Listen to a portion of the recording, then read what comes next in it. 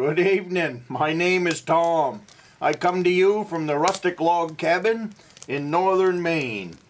I didn't know you might like to join me for supper here. The cabin's still a little bit chilly. I just got in here.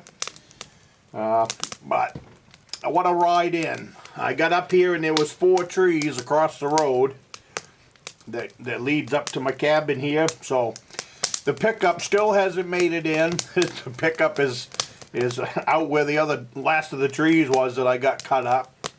So I will finish cutting the trees up in the morning and drive in here. The reason for the trip is I otherwise now I would have drove down with a tractor and hooked onto the trees with a tractor and just yarded them up to the woodshed.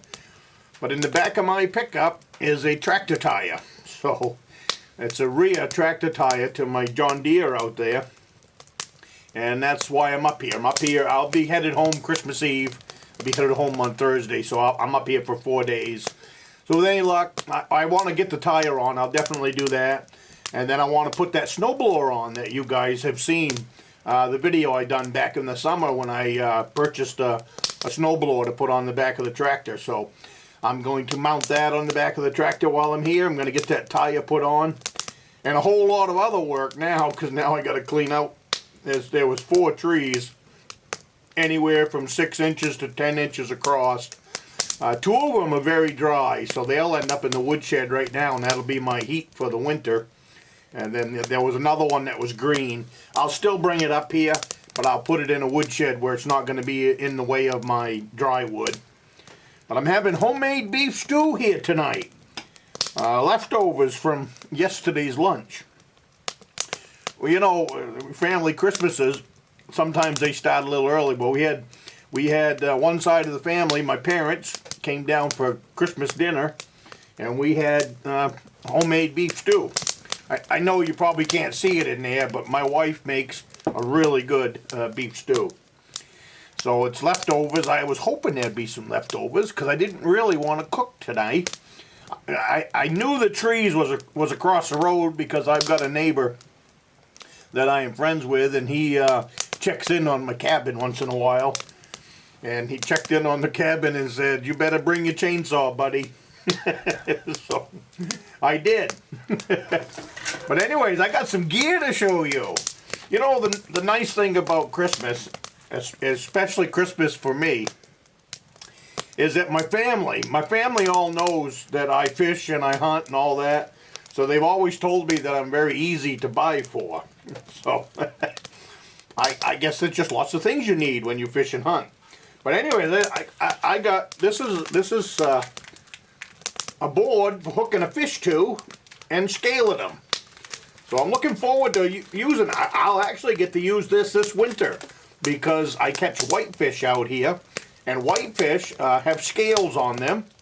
So this thing you clip the tail in the end there, and then you got the board to scale them. And they also came with these little scaly things. I've never had any. I didn't even know what the heck they was. Well, they're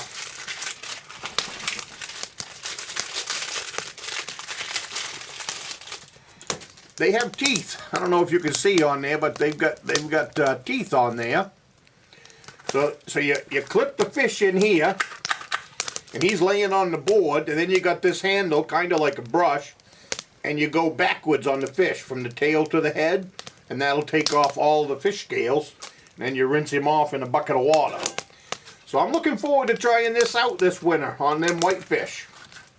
And the other good news I have for you guys is there's already 3 inches of ice on the lake. So I'm pretty excited about that. It always comes early, but I'm like, we talk about kids in Christmas time. I love to ice fish. So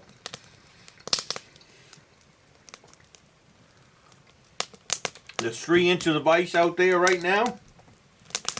So with any luck, maybe by the 1st of January, second week of January, I'll be out there ice fishing. At first we catch salmon pretty regular as soon as the ice forms. But 3 inches of ice is a really good start. I like more than that for my fishing, but anyways, so that was a heck of a trip in here today.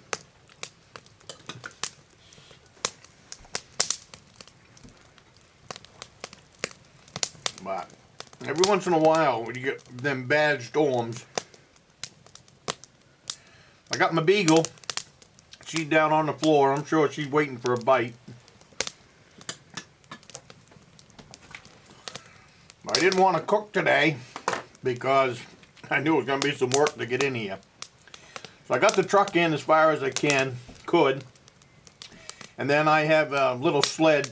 I had that in the truck with me because it's just something I carry back and forth in case I need it in both areas. Home and here at the cabin. And it's always in my truck. It's just in there. So I loaded up the sled on the way in with as much as I could get. And then, I travel pretty light, but you still have clothes, and I have a little tiny cooler in the wintertime. So you still got the cooler. I traveled real light on the camera equipment this trip, so I called it going lean and going mean to get in here this trip, because it's all about that tractor tire this week. So, but I'll probably end up cutting a little firewood while I'm in here. And then, but the truck is out there, so make a long story short, I hauled in 2 trips with that sled, and then I was good to go. I always bring up potatoes, I always bring up carrots and all that stuff, so I have all that stuff in an apple box, and a couple loaves of bread, stuff like that, and this homemade beef stew. So, I'm gonna eat this beef stew tonight. And you guys, I'm sure by now, have watched my meatloaf video. I did a meatloaf. I call it Not Grandma's Meatloaf. Well, it was so good last trip that I brought the fixins up again this trip to make another one. The only thing different this time is I brought up a whole lot more peppers to put into it. Hot peppers and mild peppers. Like I said, this isn't Grandma's meatloaf. But I can't imagine anybody not liking it. You know, if you like hot stuff anyways. Wow.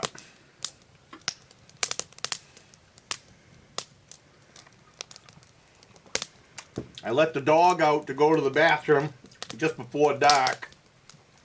And there was a deer off to the left of the cabin. And they've been all over the driveway because of those trees that came down. But if I get time, I'll take you guys with me, and I'm gonna hike out to the cameras that I got out. I've got 4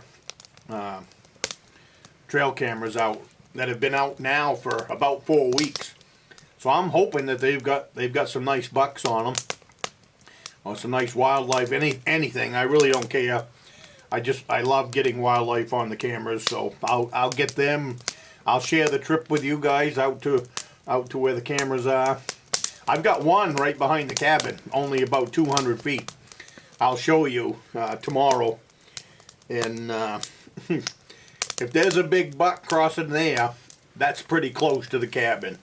It's a nice run. That's why I put the camera there. It's a really nice deer run. So I put the camera up at least 4 weeks ago now, and haven't been back to it since. So that'll be quite nice if I can see a buck going through there.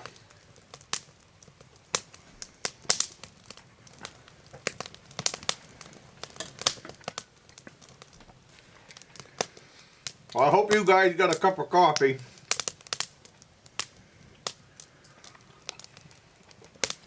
In the comments, I've had a lot of comments that you guys are enjoying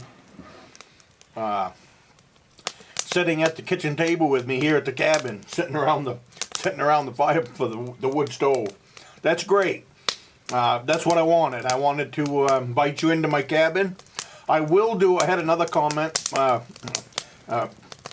buddy of mine on YouTube. He says, you want to do a cabin tour? And I will. He wanted to know about the signs on the back wall and, you know, where they came from and what the story was behind them. So I'll go through all that. Every single one of those signs came from family members. So they do have a story behind them. So I will share that.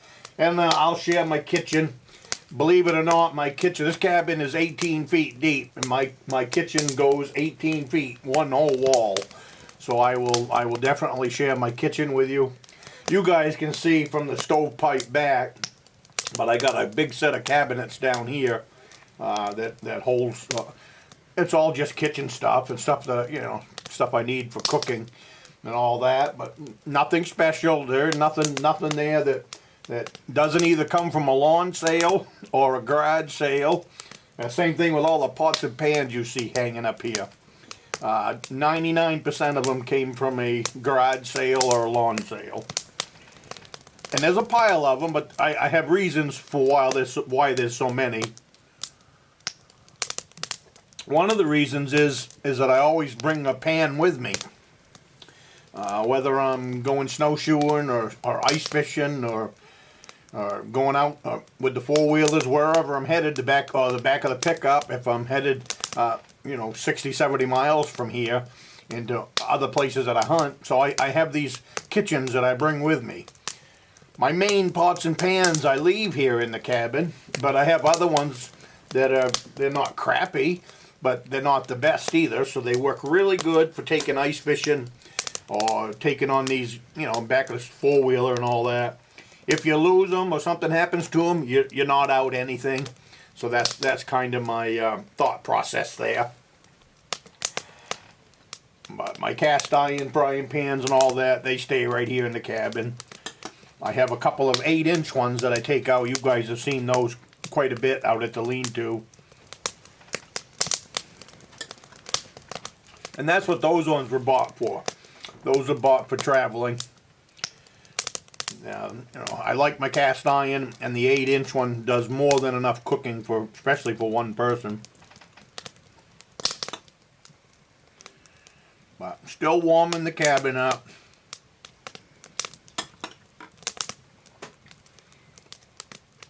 It wasn't super cold when I got here, but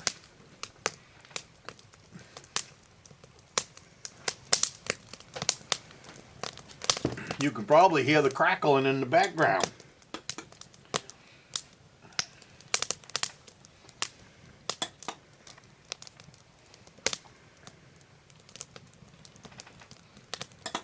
Come on. Can you see the dog?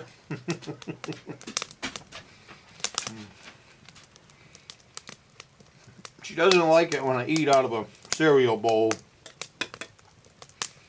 because normally that means she doesn't get anything.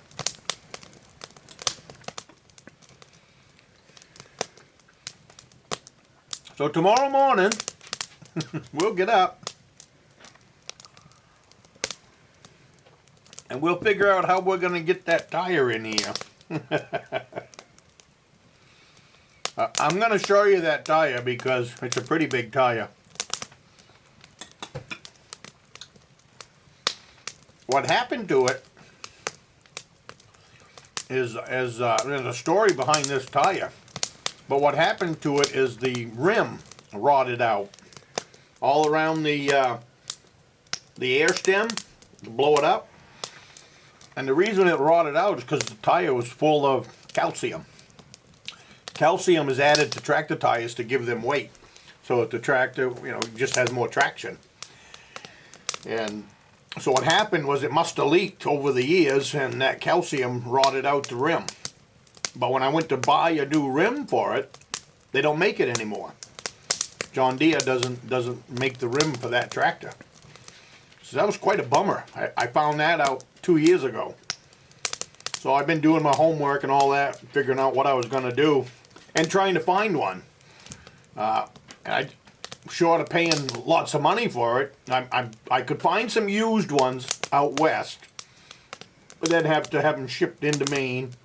I've done that before with other tractor parts, so that does work. But they were more money than I really wanted to spend. So anyways, I went to the tire place with the rim. I took the tire off about a month and a half ago. You can see it in some of the pictures. The tractor's sitting there on a block of wood in some of my videos.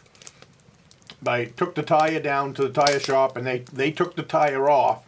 And he had given me a name of a welder that I could take the rim to that welder, and he might be able to fix it. They said he's an excellent welder. If anybody can fix it, he definitely can. So I got done there, and I took, this was probably the second week in November. It was during rifle season for deer hunting. And I kept hoping he wouldn't call me and say it was done, because I didn't want to make a special trip home to get that rim. But anyways, that's beside the point. I went to see the welding guy, and I told him my problem. I says, I was told you might be able to fix it. And when I pulled into the place, he's got junk everywhere. Steel parts and just making anything and everything. When I walked inside the garage, the inside of the garage is the same way. There is parts and and I'm thinking, I have found the guy that I know can help me. Because this guy can make anything from nothing. I mean, he had stuff that he was making, and I'm saying, so when he come out and we get talking, he says, I'll tell you what. He says, if I can't fix it, I'll make you one. And I tell you what, I was grinning ear to ear because I have not had any luck finding that rim. So anyways, he looks at me and he says, if I can't fix it, I'll make you one. And I was just grinning ear to ear once he said that, because I've had such a tough time finding that wheel. So how he does it is he buys the rim, the round rim, and then the inside of the John Deere rim he cut out of my old one, and then welded that inside of the new one. So then I had a John Deere rim. When I got there, he had it all painted up, John Deere yellow and ready to go. And the best part is it was only $150, which, again, I really like that price. So what I did was I had him make me two of them. So I'm going to change the other one next summer. I've done this one this year. I would do them both right now, but I'm not tying up that tractor during the winter months. That's how I keep the road open and all of that. So I'll get this tire on, and then in the spring I will take the other tire off and take it down, and we'll have the same thing done and get a new tire put on that side. But what a deal to find somebody like that can make something from nothing. So that's a pretty good deal for me. So tomorrow I'll figure out how to get that thing out of the truck, back up to the tractor, whichever is the easiest way, and then I can use some hydraulics and clean up my driveway and trees with the tractor and drive that truck all the way in here. So, but anyways, I'm here. That's all that matters. Wood pile was still good. None of the trees fell on the cabins or any buildings, so everything's good. And for frosting on the cake, I would love to get down and check on the lake. If we do, I'll bring you down. Well, I got quite a bit to do now between now and Thursday, so get that thing on, get a little firewood, get the road cleaned up, different stuff like that.